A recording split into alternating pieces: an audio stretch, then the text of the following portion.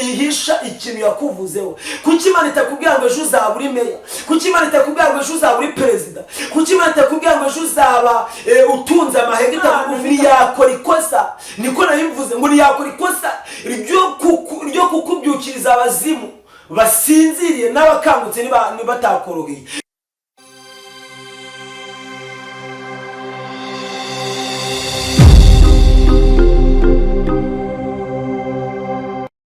Haleluya, haleluya.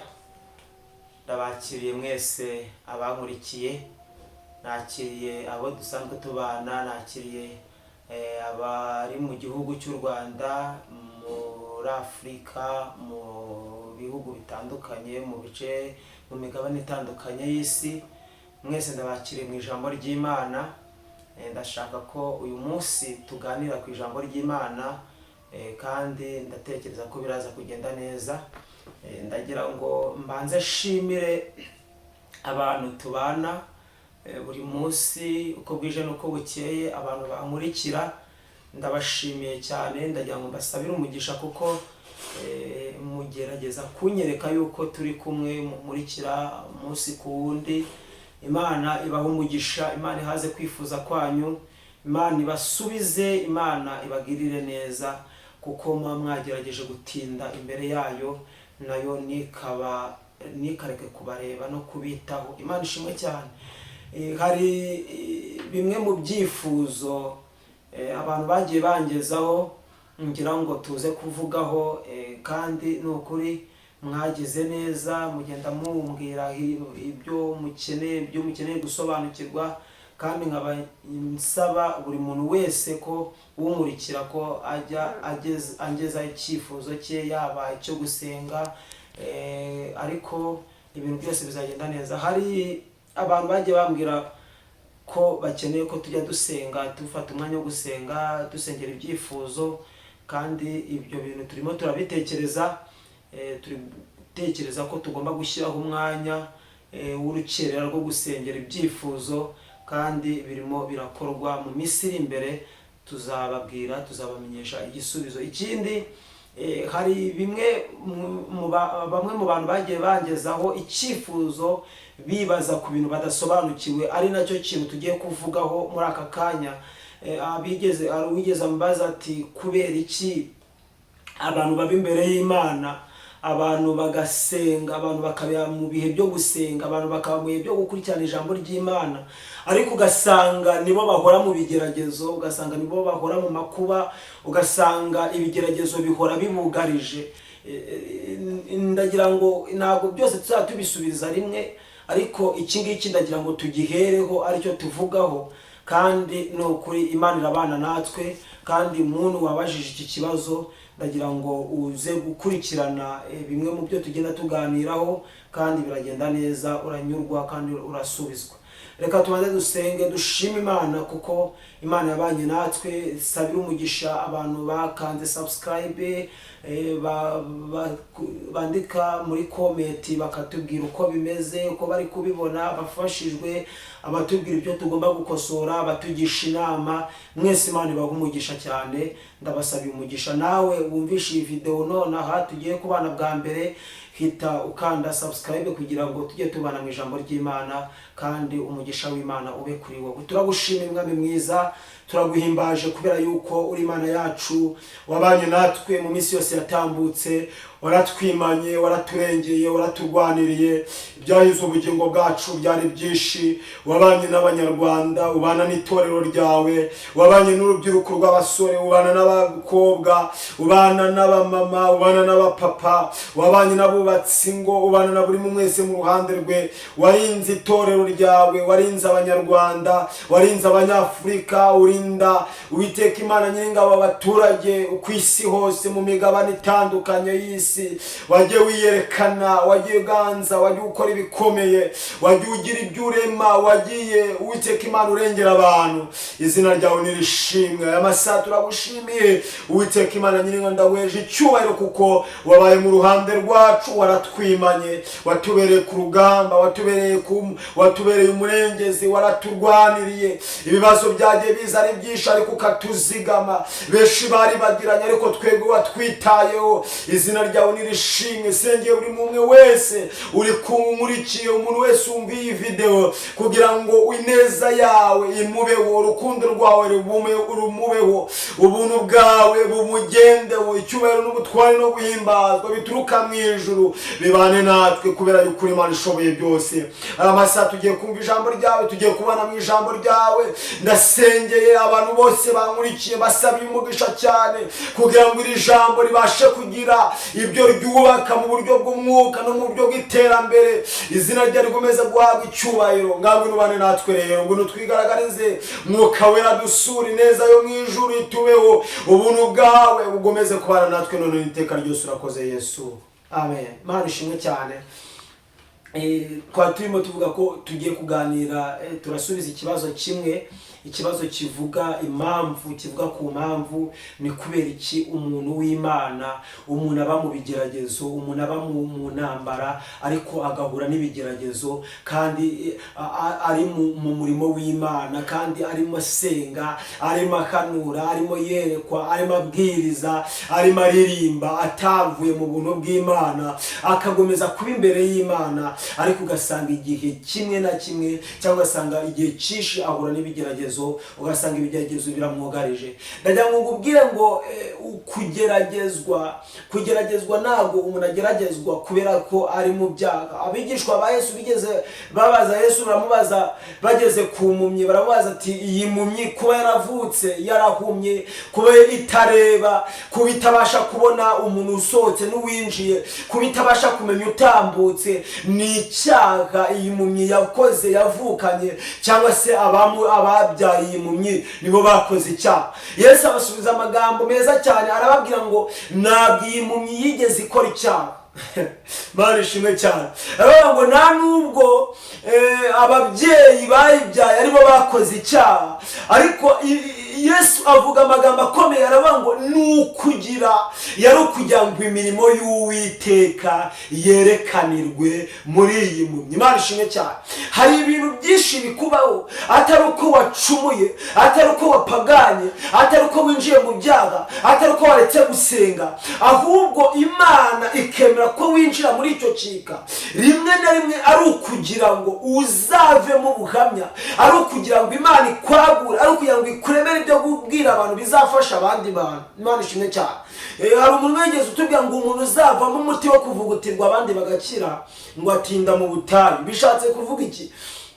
Bishatse kuvuga ko ibintu byose, iyo uri umuntu uzafasha abantu, ugomba kwiga ibyo uzabafasha kugira ngo uzabafashe ibintu uzi. Umunyeshuri ariga, akiga primaire, akiga segonderi, akiga kaminuza, akiga imyaka myinshi, akaminuza, kugira ngo azagere ku rwego ibyo ajya gutanga, yaba ari mwarimu, yaba ari umuganga, nimba agiye kuvura abe bizwi neza ko ibyo agiye gukora abizi. Nimba ari mwarimu ugiye guhagarara imbere y'abanyeshuri, ibyo agiye guha abanyeshuri ko abizi neza, yabyize. Bivuze ngo no kugira ngo Imana igukuremo umuntu uzafasha abantu, ni uko ibanza kukwigisha ibyo uzabafasha kugira ngo ubashe kubimenya. Imana itugire neza cyane. Muri bimwe mu bintu bituma umuntu ahura n'ibigeragezo, nuko abazavamo umuntu ukomeye. Umuntu uzatungurana, umuntu uzavamo umuntu ukomeye ahura n'ibigeragezo biterwa n'iki? Igihe kimwe Imana yigeze inezezwa n'umukozi wayo bita Yobu, ngo akorera Imana, anezeza Imana, ngo atunganira Imana kugeza ku rwego Imana imushima, kugeza ku rwego Imana imwirata, kugeza ku rwego Imana imwogeza. Ngo igihe kimwe ngo Satani ngo arimo kuzerera mu isi, ngo akubitana na Yesu. Yesu aramubwira ati waroye, wawitegereje umukozi wanjye Yobu kuntu anezeza, kuntu anunganiye. Satani aravuga ati ati nta makuru ufite, uyu muntu impamvu akunezeza, impamvu agukorera, nuko nta kintu utigeze umwima, nuko arya akabona ibyo kurya, nuko yambara, nuko atunganiwe, nuko afite akazi, nuko yize kaminuza, nuko asa neza, nuko afite amazu, nuko agacumbitse, nuko nuko afite ibintu byose akeneye. Aravuga ati nyemerera se nk'umwima yo nkora ku bintu bye, se nk'ukora ku butunzi bwe, urebe ko adahita kwihakana. Ariko Imana yitegereje uburyo Yobu ayinezeza, yitegereje umutima wa Yobu, ibona ntabwo anezeza Imana kuko ahuye, kuko yabonye akawunga. Imana ishimwe cyane. Birakwiye ko tunezeza Imana, birakwiye ko tuba mu bihe byo gusenga tutabibeshejwemo n'iby'Imana iduhaye, ahubwo tukabibeshwamo nuko twasobanukiwe neza ko tuzahabwa ubugingo buhoraho. Imana tugire neza cyane. Yitegereje ibona ibyo akora, ibona umurimo ayikorera, ntabwo awukora bitewe n'ibyo afite, ahubwo biterwa n'uko yabisobanukiwe neza, yamenye Imana. Iravuga ngo ndabikwemereye, genda umukorewe, genda ubikore ibyo ushaka, ariko ubugingo bwe ndabukwimye. Imana ishimwe cyane. Tunejejwe n'Imana, dushimye Imana kuko Imana nubwo yakemera ko ubura akazi, nubwo Imana yakemera ko uhura n'ubushomeri, nubwo Imana yakemera ko Satani akora ku mubiri wawe, nubwo Imana yakemera ko Satani akora ku mutungo wawe, nubwo Imana yakemera ko Satani akora ku butunzi bwawe, ariko ntabwo Imana ijya yemera ko ubugingo Satani abukora. Imana ishimwe cyane. Haleluya. Imana ihabwa icyubahiro. Iravuga ngo genda unabikwemereye, ariko ubugingo nta ntasiyo. Imana ishimwe cyane. Satani aragenda aramugerageza, ariko Yobu ntabwo iyo muri zo shaka ko tuganiraho, ariko nari kugira ngo mbabwire, mbumvisha yuko umuntu w'Imana ahura n'ibigeragezo kuko Satani aba yamusabye. Ndumva umuntu wabajije iki kibazo, ndumva turi mu murongo ari kugenda byumva neza, ari kugenda asobanukirwa. Imana yemera ko ageragezwa, ariko Satani aramugerageza, ariko agomeza gukiranukira Imana. Igihe kigeze Imana yeretse Satani yuko atayikorera bitewe n'ibyo afite, Imana iramushumbusha kandi iramukubira. Izina ry'Imana nirihabwa icyubahiro. Imana rero ntabwo igiye ku muntu wayo, nubwo wahura n'ibigeragezo, nubwo wahura n'amakuba, naho wahura n'intambara, ariko umuntu warindiriye Imana, umuntu wasenze Imana, Imana irinda isezerano yagiranye nawe kandi ikaririnda ibihe n'ibihe. Imana ishimwe cyane. Imana hari ibyo iba yaragambiye, naho wageragezwa. Birashoboka ko wakibajije iki kibazo ari wowe wari ugeragejwe, ari wowe uhura n'ibibazo, ukabusenga, ugasenga Imana, ukaba uri umuririmbyi, ukaba uri umuhanuzi, ukaba uri umuvugabutumwa, ariko ibibazo bikaba bigomeje kuba byinshi. Ariko reka ngubwire, hari icyo Imana yavuze kuri wowe, kandi icyo Imana yavuze kuri wowe irakibitse, irakigambiriye, ariko ikivugira mu mabanga, ariko ni igisohoza abantu bazakibona. Imana ishimwe cyane. Imana hari mwabajije ngo kubera iki Imana ihisha ikintu yakuvuzeho? Kuki Imana itakubwira ngo ejo uzaba uri meya? Kuki Imana itakubwira ngo ejo uzaba uri perezida? Kuki Imana itakubwira ngo ejo uzaba utunze amahegitari ufite amamiliyoni? Kuki Imana itakubwira uwo uri we ngo ejo umenye ngo nzaba ndi gitifu, niwirirwa ujya gucuruza inyanya, niwirirwa ujya gucuruza dodo? Ndeka ngubwire, hari ibintu bituma Imana itavuga ikintu yavuze ku muntu wayo, ikakibika, ikakigambirira muri yo, ikagitegereza, ikakirinda, ikakirindana nawe, ariko yagisoza abantu bose bakakibona. Ikintu cya mbere gituma Imana idapfa kuvuga umugambi wayo kuri wowe utarasohora, ndayango ngubwire ngo nuko abantu batagira ibanga. Ubu ngubu Imana yagwishuriye yuko uri perezida, akagira umuntu ugusuzugura, watumuga ati ejo nzakwereka. Tubate ejo nzakwereka, ejo nanjye tuzabonana, ukabumenya ibanga, bagati bashaka uburyo baburizamo umugambi w'Imana. Imana ishimwe cyane. Niyo mpamvu Imana ibika isezerano, ikaribika, ikarigambirira, ikaririnda, nawe ikakurinda, ugahura n'ibibazo ariko ntupfe, bakagutega amahema ariko ikayakurinda, ugahura n'inzara ariko inzara ntiguhitane, ikakurinda nawe waca mu makuba, ikakurinda nawe waca mu bigeragezo, ikakurinda paka isezerano rigize ute risohoye. ikindi cya kabiri gituma Imana irinda isezerano, gituma Imana igira ibanga cyangwa ihisha umugambi wawe. Ndagira ngo mbabwire ngo ntabwo Imana yakora ikosa ryo gukangurira abazimu basinziriye, kuko n'abakangutse ntabwo bakoroheye. Imana ishimwe cyane. Ibi bintu byabaye kuri Yosefu.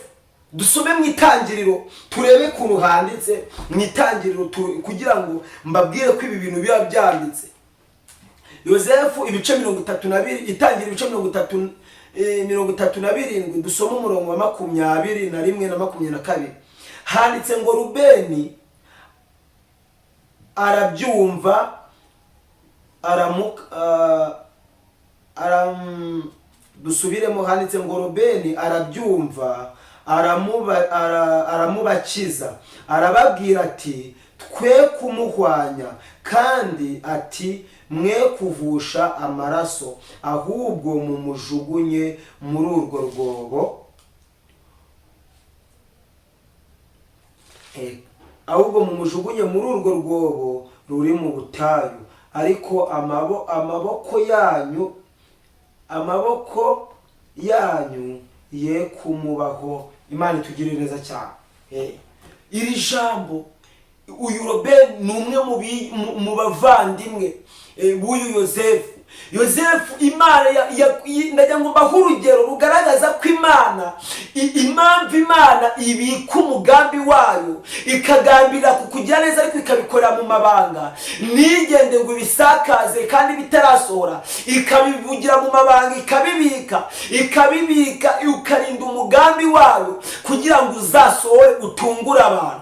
Uyu Yosefu Imana yigeze imureba, iramwishimira, igambirira kumugirira neza, imurobanura muri bene se, imugira umwami, ivuga ko azaba umwami, igambira ko azaba umwami, igambira ko ari uzazahura abavandimwe, igambira ko ari uzaremera umuryango. Iravuga ngo igambira kumushyira hejuru, igambira kumuzamura, ikamubwira ngo nakure cyane Imana itakugeza, nanakure cyane Imana itagukura. Irangiza iramufata mu bwana, iramusezeranya, imubwira ko bene se bazamwubararira, imubwira ko se na nyina n'abavandimwe bazamwubarira. Bwa mbere arota inzozi, ako kanya zibwira abavandimwe, aravuga ngo narose mbona twagiye guhambira ingano, ngo ngiye kubona ngo mbona ngo imiba yanyu ngo inyikubise imbere, ngo iwanyu usigara uhagaze, iyanyu irarambarara.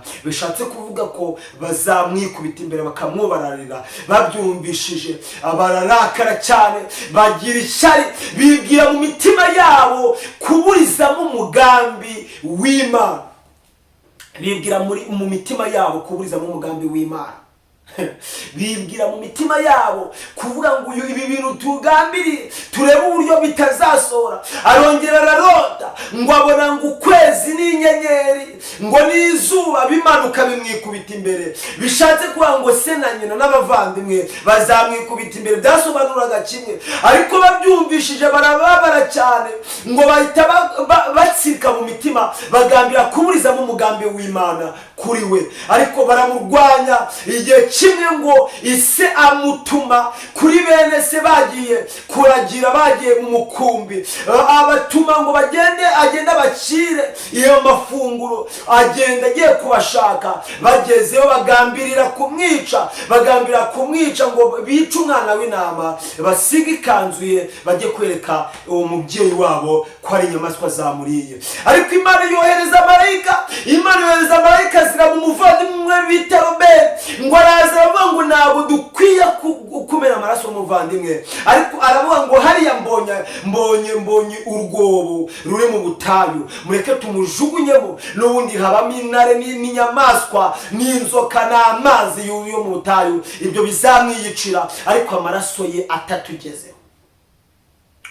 Ndagira ngo ngubwire ko Imana ntiyakora ikosa, niko nabivuze ngo ntiyakora ikosa ryo kukubyukiriza abazimu basinziriye n'abakangutse nibatakoroheye. Nukuvuga ngo ibikurwanya birahari, ibiguhiga birahari, ibishaka kuburizamo umugambi w'Imana ku buzima bwawe birahari. Ni nayo mpamvu Imana ibitse, niyo mpamvu Imana itajya ipfa kumena ibanga, itajya ipfa kuvuga uzaba we igihe kitaragera. Niyo mpamvu nagiraga ngo mbwire umuntu wambajije iki kibazo yuko umugambi w'Imana urakomeje ku buzima bwawe. Ikimana yagambiriye izagisohoza. Naho ubona kuri mu bigeragezo, naho ubona kuri mu makuba, naho ubona kuri mu ntambara, ariko ndagira ngo ngusobanurire, ndagira ngo ngubwire, ngusubize ikibazo wabajije yuko umugambi w'Imana ukomeje ku buzima bwawe. Hari ibintu ngira ngo mbabwire bituma